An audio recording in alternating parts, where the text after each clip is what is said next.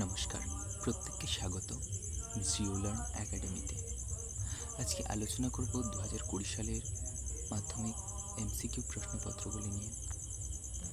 প্রথম প্রশ্ন, যে প্রক্রিয়ায় অভিকর্ষের টানে উচ্চভূমির ঢাল বরাবর মাটি ও শিলাস্তর নেমে আসে তাকে বলা হয় পুঞ্জিত ক্ষয় প্রক্রিয়া।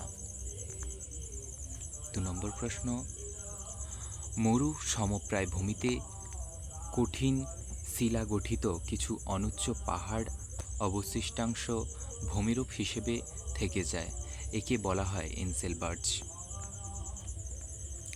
3 নম্বর প্রশ্ন, অশ্ব অক্ষাংশ অবস্থিত উপক্রান্তীয় উচ্চচাপ বলয়।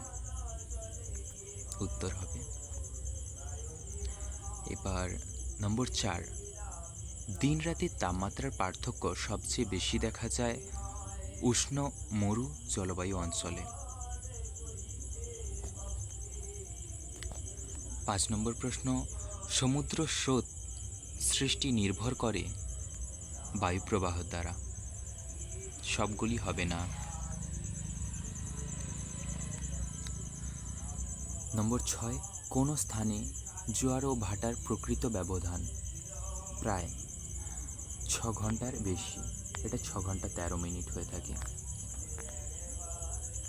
নম্বর 7, যানবাহনের কার্বন কণা নির্গমন রোধ করার জন্য ব্যবহার করা হয় তাড়িতিক অধঃক্ষেপক।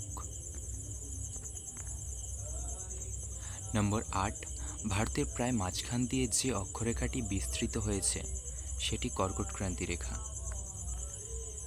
নম্বর 9, গোদাবরী ও কৃষ্ণা নদীর মাঝের বদ্বীপটি নাম কোলেরু।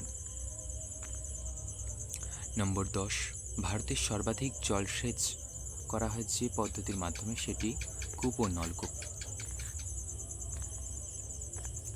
নম্বর 11, ভারতে পশ্চিম ঝঞ্ঝা দেখা যায় শীতকালে, যার কারণে বৃষ্টিপাত হয়ে থাকে শীতকালে।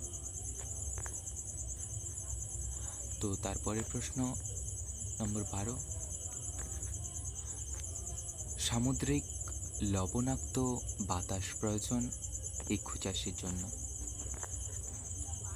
নম্বর 13, পশ্চিমবঙ্গে পেট্রোকেমিক্যাল শিল্পকেন্দ্র অবস্থিত হলদিয়াতে। নম্বর 14, ট্রোপোগ্রাফিক্যাল মানচিত্রে সমোন্নতি রেখা অঙ্কন করা হয় যে রং সেটা হলো বাদামি রং।